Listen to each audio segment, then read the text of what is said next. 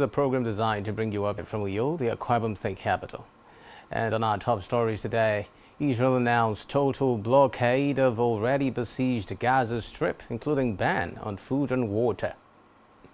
Pope Francis calls for end to attacks in Israel. President Joe Biden under fire from both Republicans and Democrats after his administration announced new border wall construction in Texas. Details of these stories and more in a moment.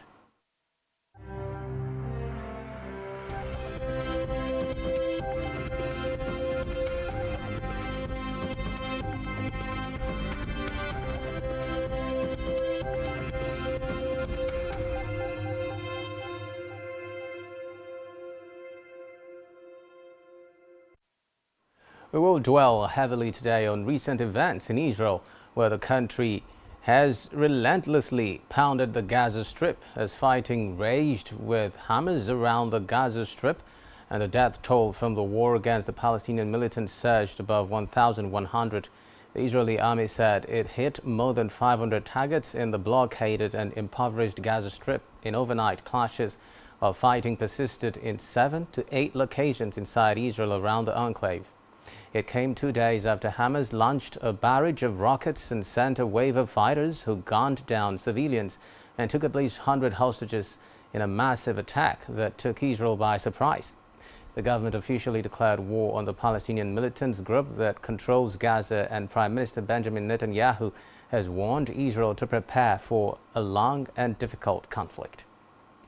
Meanwhile, Israel's military says troops are in full control of all communities along the border with Gaza 2 days after Hamas's unprecedented assault. A spokesman told reporters that fighting between troops and Palestinian militants in several areas had become isolated, but he warned that militants might still be at large. A Hamas spokesman claimed that 4 Israelis taken hostage during Saturday's attack were among those killed in strikes on Sunday. Israel's defense minister, meanwhile, said he had ordered a complete siege of Gaza, cutting off its supplies of power, fuel, and food.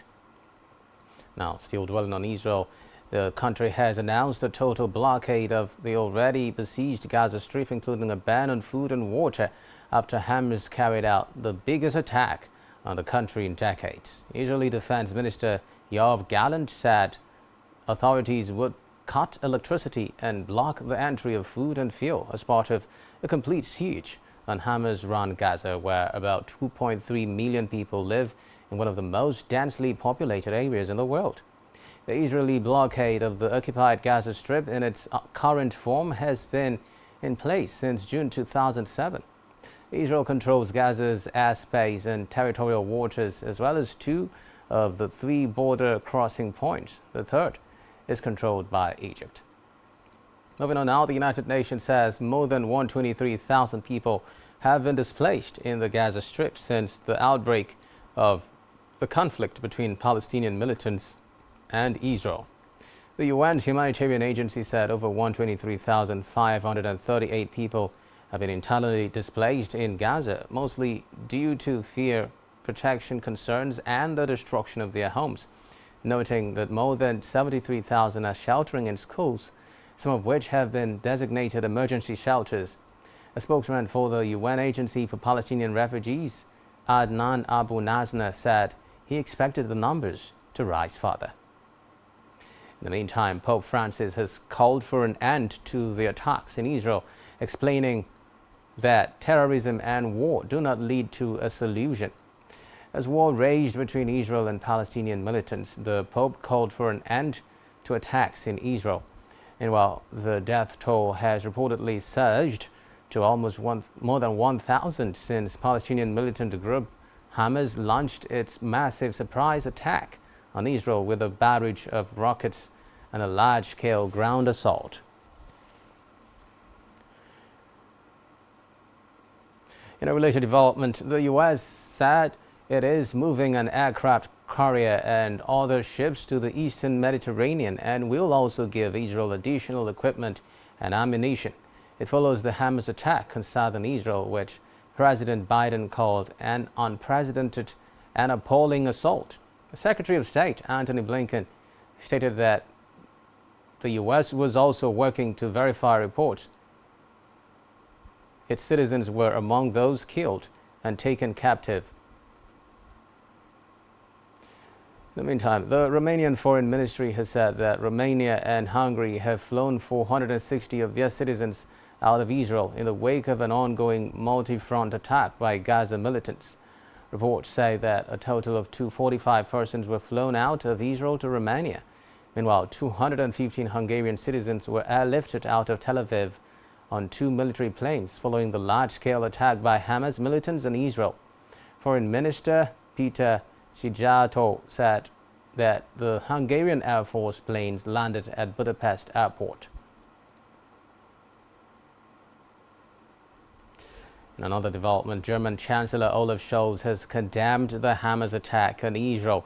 Now, during a phone call with Prime Minister Benjamin Netanyahu, he also pledged Germany's support for Israel. Scholz added that Germany's humanitarian aid for Palestinians will also be reviewed. Also, the former German Chancellor Angela Merkel condemned the multi-front attack launched by the militant group Hamas against Israel. In business now, oil prices have jumped and concerns that the situation in Israel and Gaza could disrupt output from the Middle East. Brent crude, the international benchmark, climbed by $2.25 a barrel to $86.83, while U.S. prices also rose. The Israel and Palestinian territories are not oil producers, but the Middle Eastern region accounts for almost a third of global supply. Hamas's assault on Israel was the biggest escalation between the two sides for decades. Western nations condemned the attacks. A spokesperson for Hamas, the Palestinian militant group, told the media that the group had direct backing for the move from Iran, one of the world's largest oil producers. Iran denied involvement in the assault at a UN Security Council meeting in New York. But Iranian President Ibrahim Raisi expressed support for the attack. On Monday, Israel ordered U.S. oil giant Chevron to pause production at the Taman natural gas field off the country's northern coast. The country's energy ministry, which has closed the field during previous periods of unrest, said there was enough fuel from other sources to meet Israel's energy needs. Israel's largest offshore gas field, Leviathan, continues to operate as normal, according to Chevron. Moving on now to another development. Rescuers are digging for survivors of a powerful earthquake that flattened whole villages in Afghanistan, killing more than 1,000 people. The 6.3 magnitude quake struck Saturday morning in Herat province, a barren landscape dotted with mud brick homes. Villagers are still using shovels and bare hands to search for the missing, more than 500 people, according to the UN. Aid delayed by blocked routes and communication lines being down only started to trickle in today. The quake hit Zindajan, a rural district some 40 kilometers from Herat city, where 100% of homes are estimated to have been completely destroyed, according to the UN Office for the Coordination of Humanitarian Affairs. The images from the villages show entire houses, which were too fragile to withstand such a quake, reduced to rubble. From the U.S. now, President Joe Biden is under fire from both Republicans and Democrats after his administration announced new border wall construction in Texas. Biden has said he had no choice because the funding was signed off while Donald Trump was president. Members of his Democratic Party said walls did not work, while rival Republicans accused him of hypocrisy. Some 20 miles of barriers will be built in a sparsely populated stretch of the Rio Grande Valley. While campaigning for president in 2020, Biden promised he would not build another foot of wall if elected.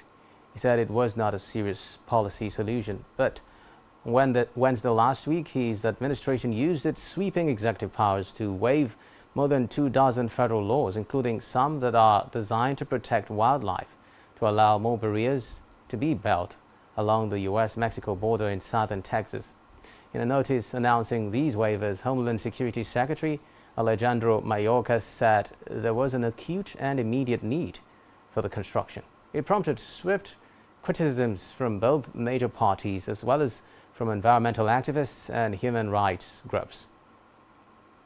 After the break, at least 23 people reportedly killed in landslides caused by heavy rains in Cameroon's capital, Yaoundé.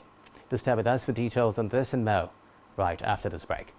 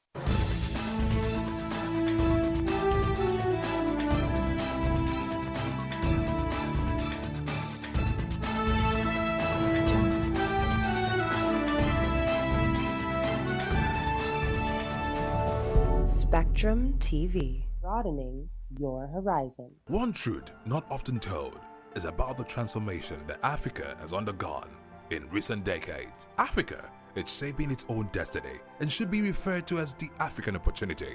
On Spotlight Africa, we paint the African picture the African way, laced with truth, detail, and the color of the African continent. Join Uyai Anyekan every Tuesday and Thursdays at 4:30 p.m. Spotlight Africa, telling the African story.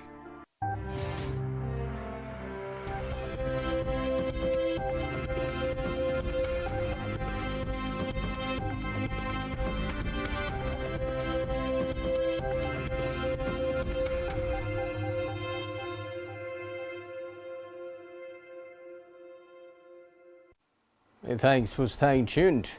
Well, at least 23 people have been killed in landslides caused by heavy rains in Cameroon's capital, Yaoundé. The emergency services put the death toll at 40, saying that many people are still missing. Reports say that rescue efforts were hampered by floods, forcing locals to pull bodies out of the debris with their bare hands. The disaster comes almost a year after at least 14 people died in another landslide in the city. The poor neighborhood of Mbankolo was worst affected in the latest disaster, with some homes built on slopes collapsing and banana trees being uprooted.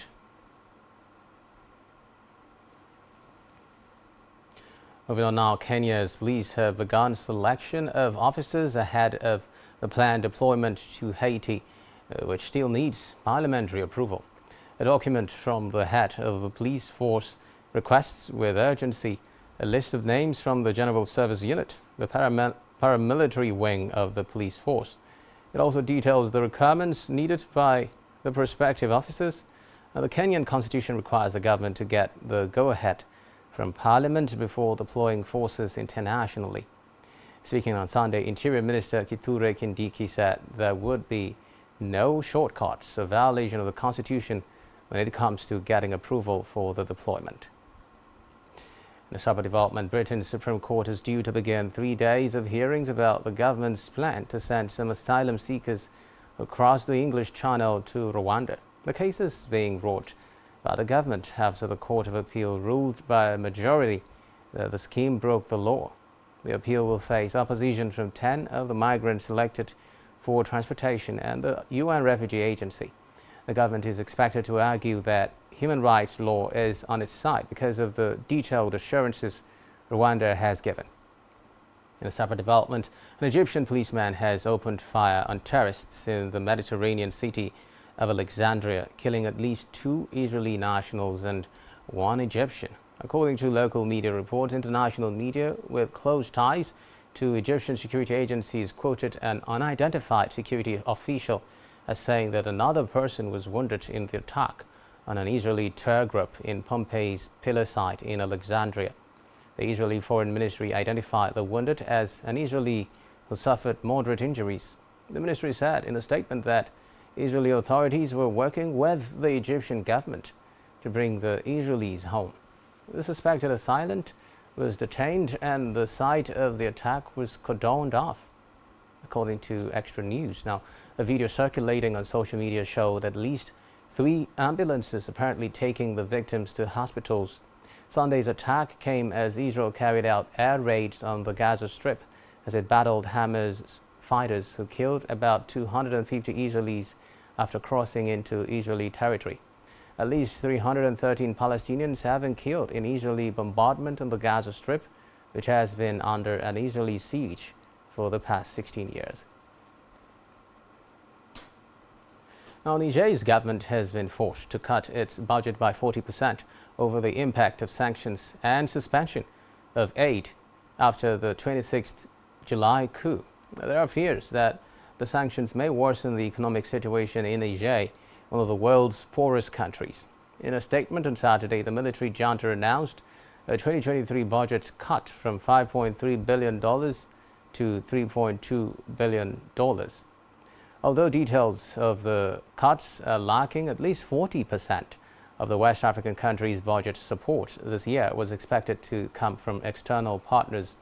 The coup, which ousted President Mohamed Bazoum, attracted regional and international sanctions, including border closures, frozen assets, and halted aid supplies. The import-dependent country has recorded soaring food and commodity prices and a limited supply of medicines owing to trade restrictions. Though the coup received widespread condemnation in the region, there have been several rallies to support the junta in the country. Neighboring military governments, including Mali and Burkina Faso, also supported the coup. Uganda police and military officers have blocked the main office of the National Unity Platform (NUP), the party led by opposition politician Bobi Wine. The NUP party shared in a post on X that there is heavy military deployment at its secretariat in Kamwoka, and they are currently off limits. Bobi Wine has also said that the officers raided the party headquarters and have stopped people from entering or leaving the premises. The musician turned politician said on social media that the blockade by the security officers is aimed at stopping a prayer event that the NUP planned to hold at its Kampala office today. The prayers were intended for the party's dead, detained, and disappeared comrades. Last week, police escorted Bobi Wine to his home after he returned to Uganda from South Africa, saying that the move was to prevent him from organizing a match. They also detained dozens of Bobi Wine's followers on allegations that they incited violence and planned an illegal procession. Bobi Wine has criticized the security officers for the blockade, which coincides with Uganda's Independence Day. Moving on now, the family of legendary Congolese guitarist Lokasa Yambongo say they are going through unbearable pain and humiliation as they wait for government help to bury him almost 7 months after his death. Lokasa's body is lying in a morgue in Democratic Republic of Congo's capital, Kinshasa, after being flown back from the U.S. in accordance with his wish to be buried in his home country. His son, Andre Marie Lokasa, told media that the government had promised to help organize a funeral that would be worthy of the music star's name, but it had so far failed to do so. A local charity for artists, however, said that disputes within the family had led to the delay. The communication official in the Ministry of Culture, Arts and Heritage, Magloire Paluku, declined to comment when contacted, referring queries to the family. The casa told media that the family had submitted a budget request of $75,000 to the government for funeral costs, but it is yet to be approved, leaving the family in limbo.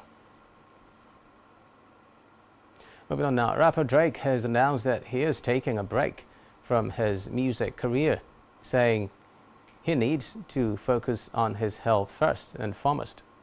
Just hours after the release of his new album, For All the Dogs, the multi-Grammy winner said that he has had stomach issues for years. Several upcoming performances have been postponed following his announcement. Speaking on his Seriosum program, Table for One, he said he is going to lock the door on the studio for a little bit. He later posted a clip from the radio program on Instagram telling his 143 million followers he would see them. He is scheduled to perform concerts in Toronto, his hometown, on Friday and Saturday night. Shows scheduled for after then have been postponed, according to the tour section of his website. He had been due to perform in Denver, New Orleans, Nashville, and Columbus, Ohio. Drake joined several musicians who have recently taken a break or cancelled tour dates, citing health issues. And with that, we wrap up our package for you on Worldview today. Do ensure to follow us on social media and subscribe to our YouTube channel, all of which you can find on our website, spectrumtv.ng. My name is Xavier Roberts, reaching you live from the capital city of Akwa Ibom, and you have been watching Worldview on Spectrum TV. Do enjoy the rest of our programming today. Bye for now.